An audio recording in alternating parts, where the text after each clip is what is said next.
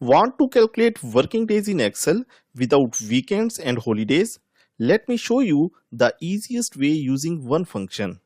Here I have a dataset with employee's name, start and end date of a given project, and our goal is to calculate the number of working days between the two dates. If I simply subtract, like for example, if I write equal end date minus start date and hit enter, this gives me 8 days.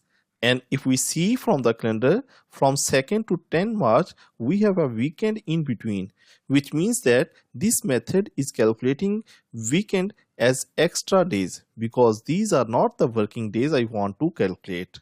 To solve this, Excel provides a built-in function, network days.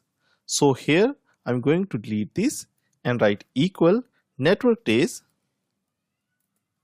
And in the syntax you can see I need to provide the start date, comma, end date. This time I'm ignoring the holidays. I'm just closing the parentheses and hit enter.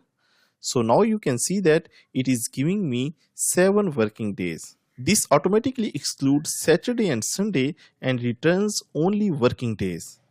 Now simply drag the formula down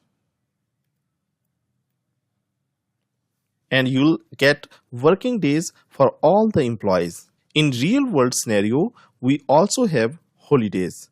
To exclude holidays, we need to amend this formula.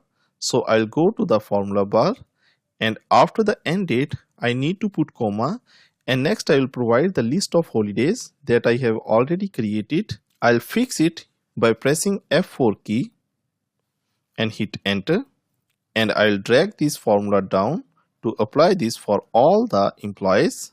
You will notice the result changes slightly. This is now a more accurate working days calculation. This function is commonly used for employee attendance, payroll calculations, project timelines, deadline tracking, and many other scenarios. If you found this helpful, subscribe for more practical Excel tutorials. Next, I'll show you how to customize weekends using networkdays.intl function. See you next time.